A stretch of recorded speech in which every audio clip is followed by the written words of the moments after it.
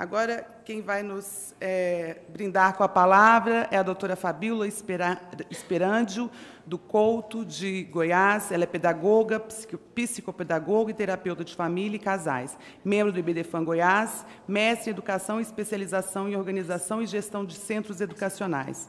Com a palavra, a doutora Fabíola. Muito obrigada.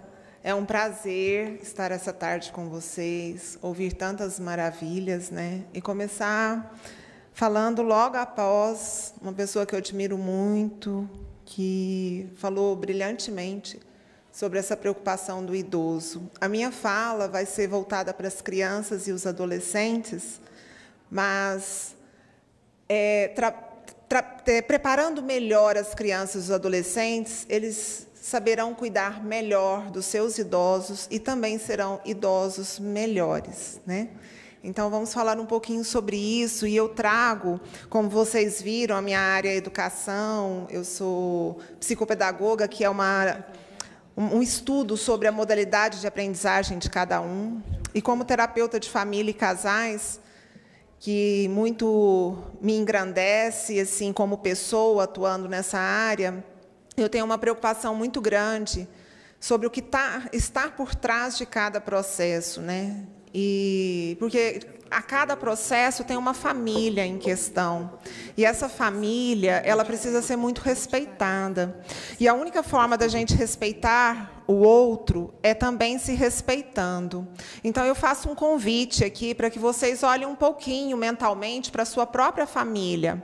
Quando você faz um olhar em busca do seu autoconhecimento, quem sou eu dentro da minha família nuclear, que é a que eu constituí, e a minha família de origem. Quando a gente faz essa volta, nós ficamos mais sensíveis à família do outro.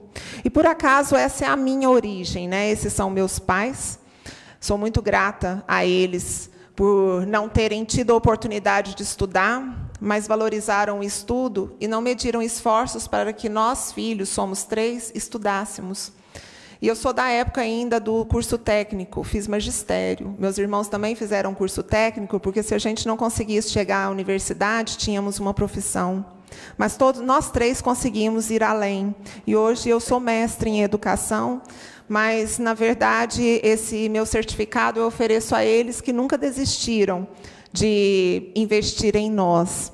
E família é isso, família é não desistência, né? Família é cuidado, os pais precisam entender que, às vezes, não dá certo como homem e mulher, como casal, mas como pais eles precisam dar certo, né?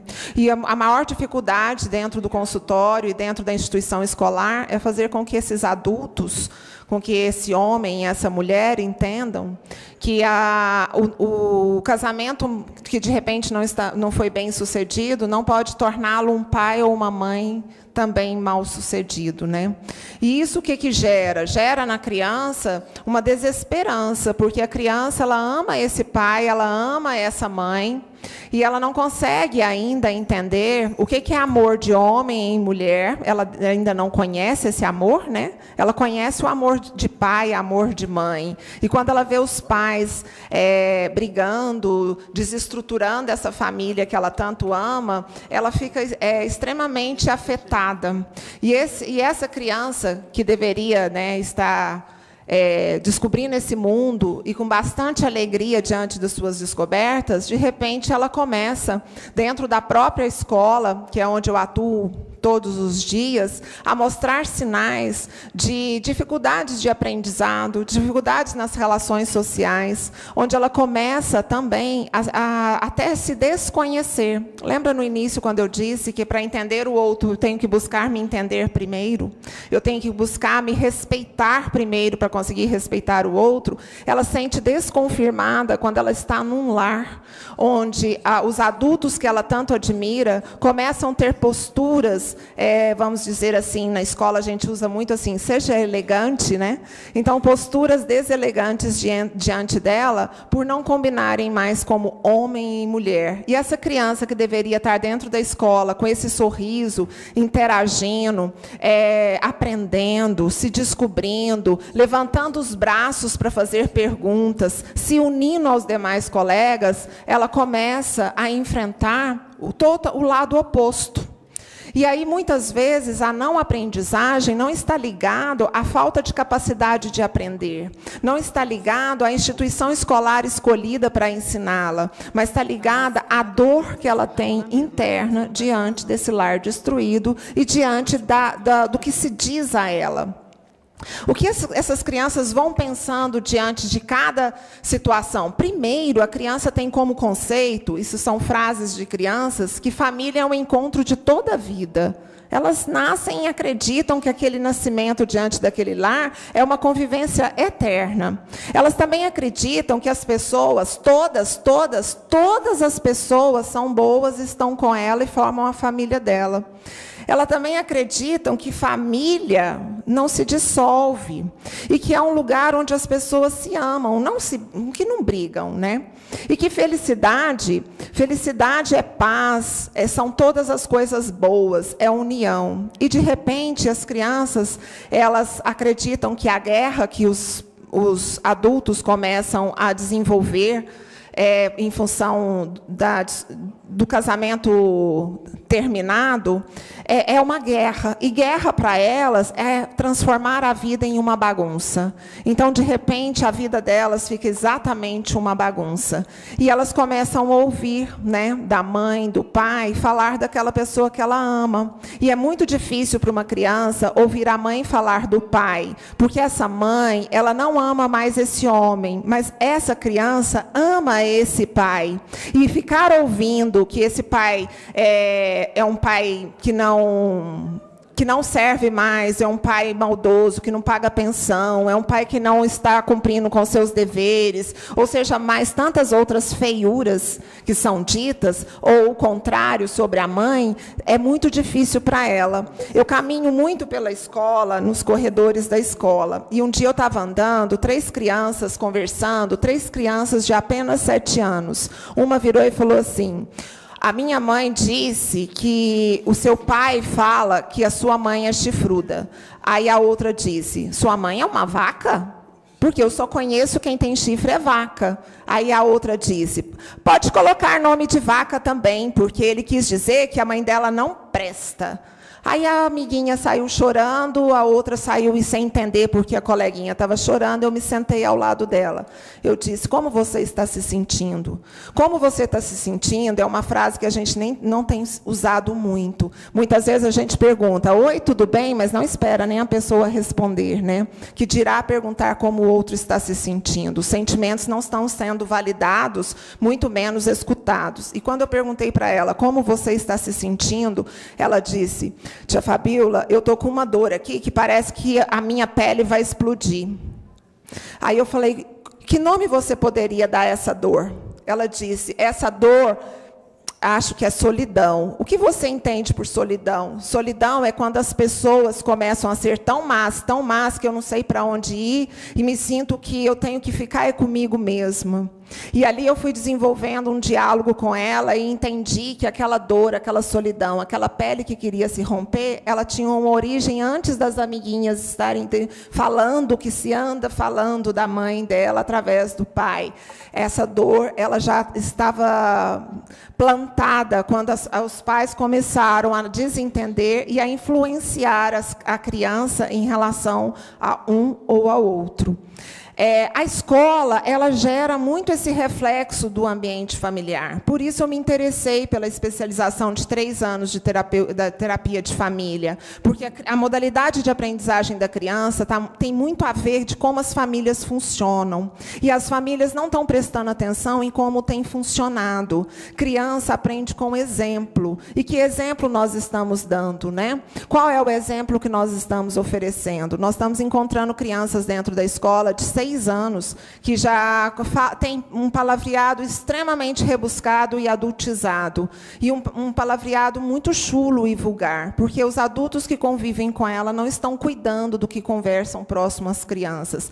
A alienação parental ou alienação, ela começa também mesmo com uma não separação, né? Às vezes o casal não se separou, mas acontece, ele faz isso. E nós não estamos protegendo as nossas crianças e adolescentes. E aí depois a gente começa, eu vim aqui em Brasília, no primeiro simpósio, no primeiro seminário internacional sobre adolescência, estudar sobre escarificações e suicídios, porque estamos muito assustados com o alto índice de suicídios na adolescência, exatamente porque nós não estamos cuidando de tudo isso. Se nós não estamos cuidando de nós mesmos, as pessoas não têm tempo nem para ver como é que estão. As pessoas agora, hoje em dia, a gente vive muito no modo automático. Então, se eu não estou cuidando de mim, eu também não consigo cuidar do outro, né? O amor próprio, ele é importante exatamente para isso. Quem não se ama, não ama o outro. Quando a gente viaja de avião, a gente recebe uma mensagem: em caso de acidente, coloque primeiro a máscara em você, depois no outro. Por quê? Porque sem oxigênio você não cuida do outro. Sem oxigênio você não salva o outro. Então, como falar em alienação parental se a gente não parar para pensar em como eu estou me cuidando e como eu vou cuidar do outro? Como eu vou entender um pai ou uma mãe que chega até aos profissionais da área jurídica e começam a colocar as suas dores, suas indignações, ou as suas raivas e suas loucuras, se a gente não fizer o exercício de se cuidar também?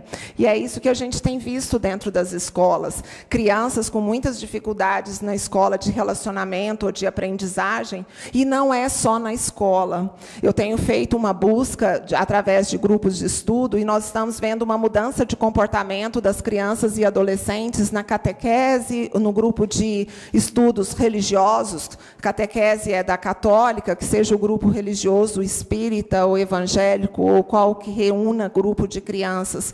No esporte também nós estamos vendo uma mudança incrível das crianças intolerantes, muitas vezes maldosas, repetindo gestos agressivos e palavras também bastante agressivas, e deixando muitas vezes de se divertir, de serem tão puras e unidas diante das outras, porque estão imitando a sua família nessa maldade extrema que muitas vezes existe de falar do outro, né?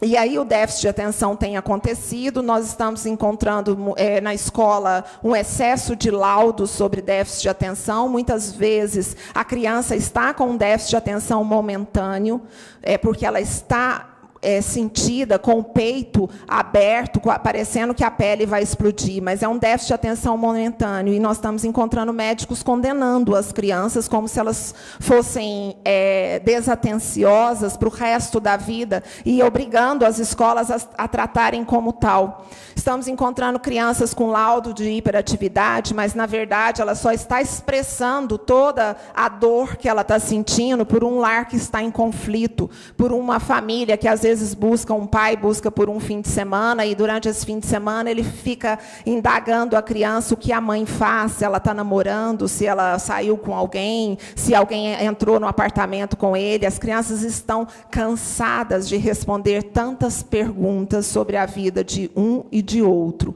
Apatia, nós estamos encontrando crianças extremamente desinteressadas e não mais encantadas com a aquisição do conhecimento.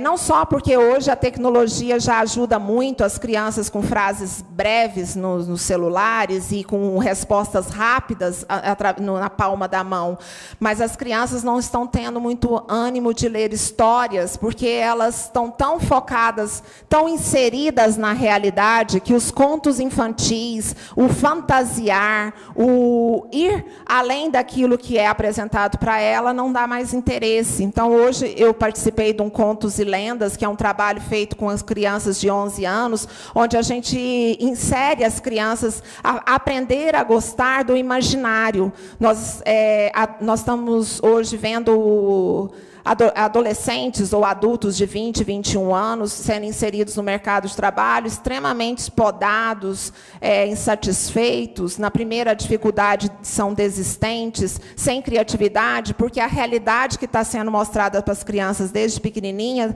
tiram toda a oportunidade delas da fantasia, e elas estão sofrendo. E aí elas devolvem como? Com agressividade. Então, muitas vezes, a gente entra num supermercado, ou vai num restaurante, e a gente julga uma criança por ter sido mal educada ou agressiva. E esquecemos que, muitas vezes, não é falta de educação, é dor. É muita dor. Está sendo muito difícil ser criança e adolescente hoje em dia. Eu escrevo semanalmente para o site da Ludovica, que é da organização Jaime Câmara de Goiás. Todas as terças-feiras, 19 horas, sai um artigo tentando dar voz a essas crianças e adolescentes que estão em sofrimento por nossa culpa, porque nós estamos sendo adultos extremamente egoístas, adultos muito focados no que ocorre no seu próprio mundinho, e estamos esquecendo que as crianças precisam de espaço para ser criança e adolescente. E os transtornos de conduta, né? Sexta-feira passada, eu estava em Corumbá de Goiás, fui falar sobre inclusão, mas lá tinha um psiquiatra falando sobre transtorno de conduta na infância, um psiquiatra falando sobre bipolaridade de crianças de 5 anos. Eu estou encontrando crianças na escola que antes faltavam por causa de sarampo, amigdalite, faltavam por causa de cachumba, faltando por fobia social, pânico, faltando por ansiedade, por depressão. Crianças pequenininhas falando: tia Fabíola, estou ansiosa. Como é que ela aprendeu essa palavra ansiosa? Porque ela ouviu e ela já entende o conceito dessa palavra. Isso tudo por um movimento de adultos que ficam enchendo a cabecinha delas com as situações que deveriam ser resolvidas no campo dos adultos. Autoestima baixíssimas, crianças que não se amam, com distorção da imagem corporal, crianças se sentindo ou muito magras ou muito gordinhas, crianças pequenininhas fazendo dietas. Eu encontro crianças, às vezes, começando um desmaio, vou conversar com ela, com 8 anos, ela não jantou, não lanchou, não tomou café da manhã, porque está sentindo gorda. E quando você vai investigar isso, ela falou: o meu pai disse que eu pareço a minha mãe, e que largou dela porque ela é uma gorda. E a criança está ali. Oi... Isso. A criança está ali com uma distorção de imagem, um distúrbio alimentar. Eu tenho um treinamento na escola com as cantineiras e com os inspetores que, quando deparam com crianças isoladas ou com um comportamento diferente do habitual, elas precisam me comunicar. Um dia a cantineira me chamou que uma criança comeu 4 cachorro-quente.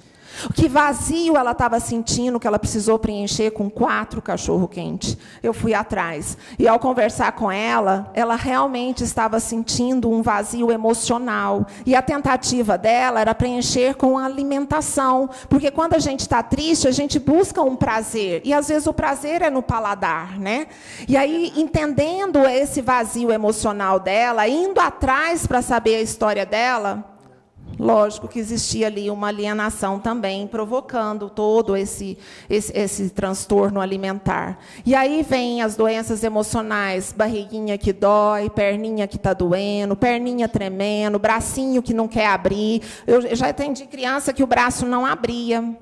Ele não abria, não porque não abria, né? Claro, ele estava ali porque, na verdade, ele estava, segundo ele, há 29 dias sem ver o papai, e a mamãe disse: quando encontrar, não é para abraçar, você tem que deixar seu pai sentir que você está triste. Mostra para o seu pai que você não o quer. Não é para abraçar seu pai, senão fica tudo bem. Ele some, fica com aquela mulher lá naquele lugar, e a hora que chegar você vai abraçar. Não abrace seu pai. Do dia que ela falou isso, essa criança ficou com o bracinho assim, ó. Não abraça, ela não queria abrir. Ela estava ensaiando para não abraçar o pai? Não, ela estava segurando a dor dela de não poder abraçar o pai. E o fracasso escolar chega, né, gente? Nós estamos vendo aí crianças com muitas dificuldades de aprendizagem, onde a psicopedagogia busca entender qual é a forma, a modalidade de aprendizagem dela, como terapeuta familiar busca entender a dinâmica da família para ajudá-la, mas muitas vezes, por mais estudo que a gente tenha, por mais boa vontade que a gente tenha, é muito difícil arrancar uma dor que todos os dias ela é provocada para que ela permaneça. É muito difícil acolher uma criança onde a gente está lutando para que ela entenda que ela pode amar esse pai e essa mãe, e também compreender que o amor de marido e mulher acabou, mas que o de papai e mamãe precisa ser preservado, se esses adultos não entendem isso, né? Então, é muito difícil. E eu venho aqui me atrever no meio de pessoas tão competentes da área do direito. Eu que sou uma professora, que comecei na educação infantil em 1984. Nunca trabalhei um dia fora do âmbito escolar. A minha vida é a educação. Eu venho aqui, né, me atrever a dar uma palavra para vocês, para que vocês sensibilizem um pouquinho também esse outro lado, né, que por trás de cada processo em questão tem uma família, tem uma família, tem uma família. E nessa família tem crianças, e essas crianças não têm culpa do que os adultos fazem. Adultos se responsabilizem pelos seus atos, tirem as crianças disso. Parem de conversar sobre tragédias, parem de conversar sobre brigas, parem de falar que a vizinha traiu o fulano, porque as nossas crianças não estão acreditando mais no amor. As nossas crianças não estão acreditando na honestidade. As nossas crianças não estão mais esperançosas. E como educadora, eu estou sofrendo por isso. Todos os dias eu tenho muitos relatos para dar para vocês de sofrimento e de dor que eu tenho visto por nossa culpa, porque os adultos estão insensíveis a um assunto tão sério que é essa questão da alienação parental. Então, meu tempo já se esgotou, estou vendo ali. Eu só queria dizer para vocês que amem, amem muito. E amem, inclusive, o desconhecido. Não tenham medo de amar. Acolha, escuta muito. Eu falo muito para os meus professores. Professores, Deus é tão maravilhoso, Ele é tão perfeito, é de tanta sabedoria que Ele nos deu 2 ouvidos e uma boca. Vamos escutar mais e falar menos. Então, escutem mais, mas uma escuta de qualidade. Está faltando qualidade na escuta. Nós estamos preguiçosos para escutar o outro. Não tenham preguiça para escutar ninguém. Quando alguém fala com a gente, quem ganha somos nós. Somos nós que aprendemos. E que eu possa ter, na minha humildade aqui, ter trazido um pouquinho, né, de um despertar para as consequências da alienação parental numa visão da educação. Muito obrigada pela oportunidade.